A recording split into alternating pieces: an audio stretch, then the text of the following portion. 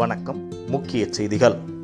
Bus ரயிலை விடுங்க, விமானத்திலேயே 6 வருடமாக டிக்கெட் இன்றி பயணித்த நபர் சிக்கியது எப்படி? விரிவாக பார்க்கலாம். ரயில்களில் கூட டிக்கெட் எடுக்காமல் போக முடியாத சூழலில் அமெரிக்காவை சேர்ந்த ஒருவர் 6 வருடங்களாக 120 முறை விமான நிறுவனங்களுக்கு விபூதி அடித்திருக்கிறார். டிக்கெட் எதுவும் எடுக்காமல் 6 வருடமாக பயணித்த அந்த நபர் கையும் களவுமாக சிக்கிய நிலையில் தற்போது கம்பி எண்ண தயாராக இருக்கிறார்.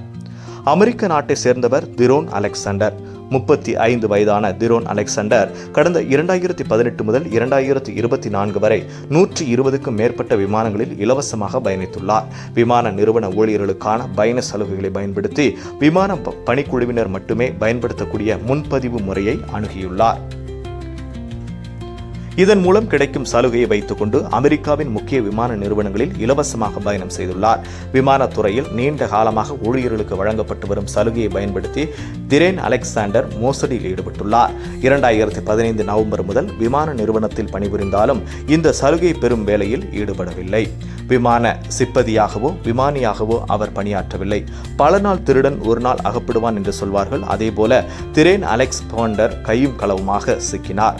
இதையடுத்து அவருக்கு எதிரான வழக்குகள் அந்நாட்டு நீதிமன்றத்தில் நடைபெற்றது. வழக்கின் விசாரணையில் திரோன் குற்றவாளி என்று தீர்ப்பளித்த அமெரிக்க நீதிமன்றம் 20+10 என மொத்தம் 30 ஆண்டுகள் சிறை தண்டனை விதிக்கப்பட்டுள்ளது. இந்திய மதிப்பில் ரூபாய் 12.5 கோடி அபராதமாக அளிக்கவும் உத்தரவிட்டுள்ளது.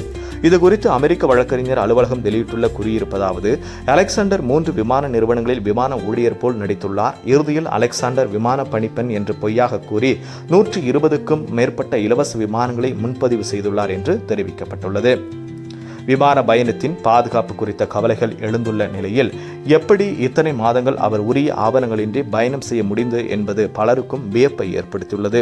இதுகுறித்து அமெரிக்க போக்குவரத்து பாதுகாப்பு நிர்வாகம் கூறுகையில், நீதிமன்றத்தின் இந்த தீர்ப்பு திருப்தி தெரிவித்தது.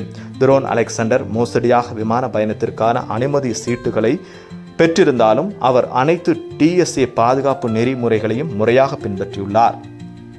அடையாள சரிபார்ப்பு மற்றும் உடல் பரிசோதனை உள்ளிட்ட அனைத்து நடைமுறைகளையும் அவர் கடந்து சென்றுள்ளார்.